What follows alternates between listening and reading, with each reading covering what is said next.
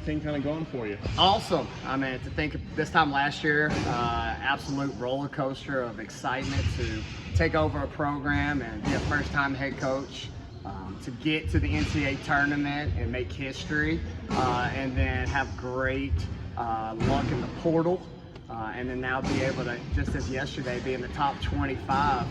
The vision is real, and we couldn't be more excited as we start the season. I know that you and your staff, you have this vision and you believe in yourself, but you hadn't put it on the court yet last year. How does it feel like having put that on the court last year, getting the team to the NCAA tournament and showing people, hey, we got something that we're building here? Yeah, great question. No, it's awesome. Because I always tell people, I now, after being a year here in Mississippi, I feel the disrespect. I feel sometimes the love that we don't get on a national stage, and the recognition.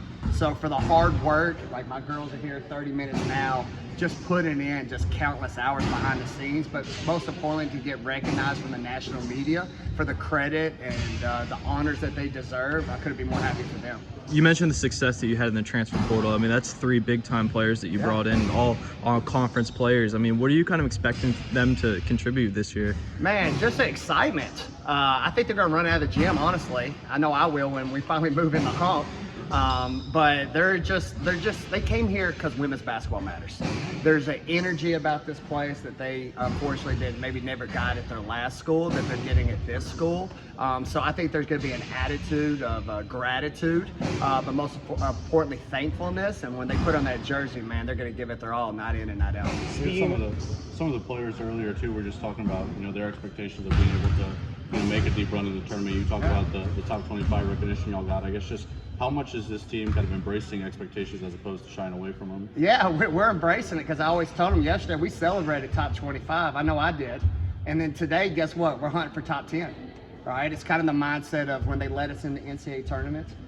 Thank goodness the selection committee looked at our body of work and valued us as a team that should be in there. And then I told them, all right, now that they put us in there, now you got to prove why we deserve to be in there, and they did that. So for the same situation with the questions you're asking me now, you put us in the top 25, so now it's our responsibility, and let's hunt, let's eat, but then let's keep trying to climb up that ladder. I know you want to gather as much talent as you can for your roster, and then just let the chips fall. Yeah. I mean, how is this group in particular coming together right now and establishing roles so far early? Yeah, they're doing a great job. The cool thing about this team, it's us like the mascot. We're dogs.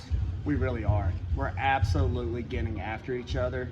We have an iron sharpens iron mentality where in women's basketball we're allowed a practice team, but right now we're doing more self-scrimmaging against each other because the competition is so good.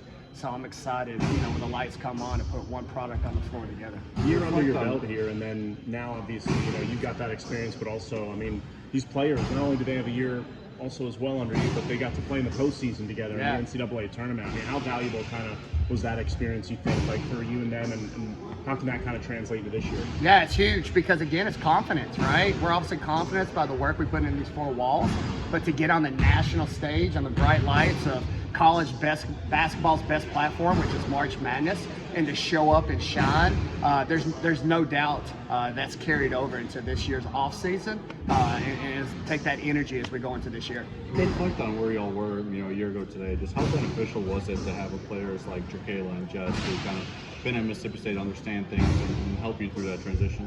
Huge. I hugged them the other day. All right, seriously, because I said, it was a huge moment. Again, this program has been there. All right, we were in there the 17, 18 years. We were at the highest points, but we had to drop off.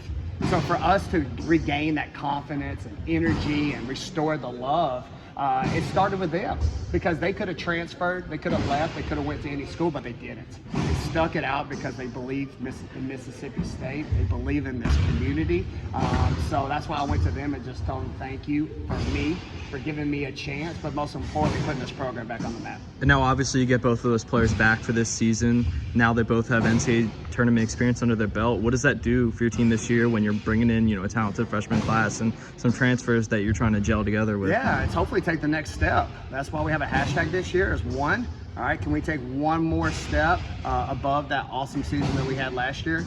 Can we get one sellout for this upcoming season? But most importantly, can we do one thing in the community more than we did last year? So we're just trying to have an attitude of gratitude, but also thankfulness, and at the same time give back as much as people have given to us. Bit of an off the hashtag. I know last year you guys talked about, why not us? How have you kind of as a head coach learned to implement that type of belief and those type of mottos into a program? Oh man, my mentors, right? I'm a big person on preparation. So if you prepare for success, you got to speak it into existence. You got to talk about it, and you got to believe, and that's all I know.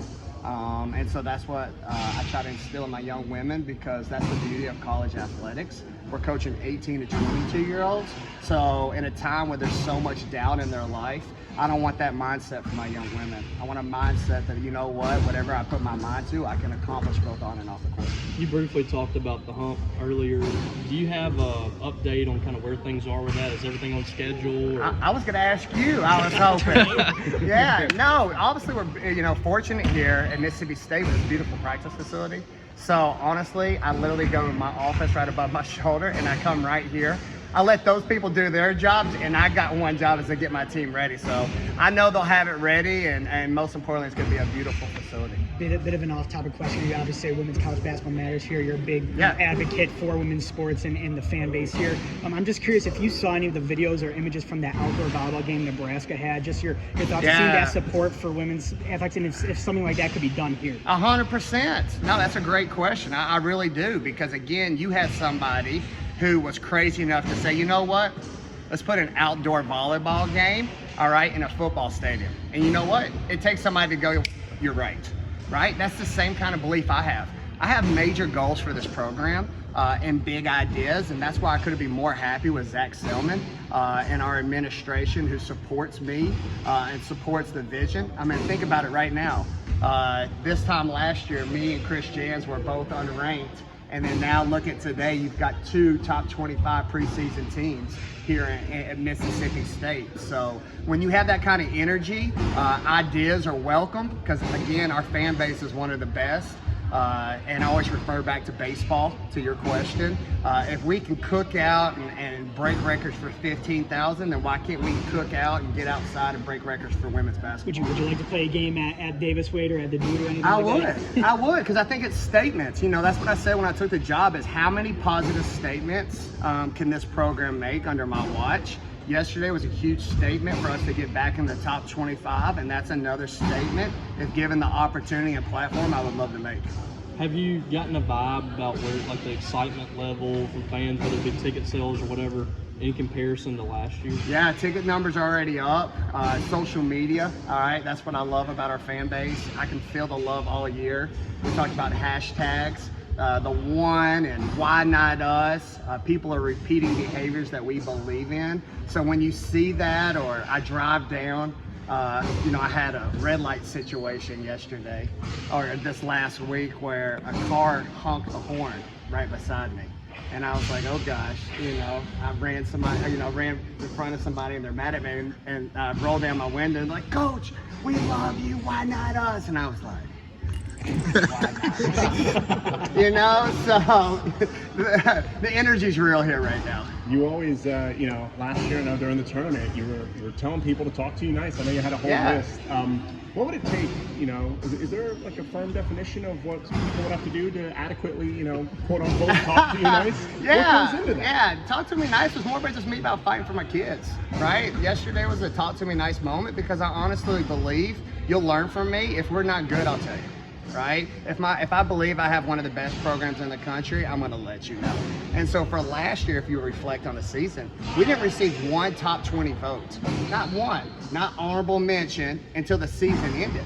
And for me, throughout the course of the year, we showed why we deserve top 25 votes, at least honorable mention, but we never were written about. All we talked about was what happened in the past, and nothing about the present and the future. So to me, that kind of let me know, okay, I've got to kind of send a message through the media that, you know what, we like to be talked a little nice, because I think I've got a great team. It's funny how it kind of went viral, all right? I didn't mean to call out every president,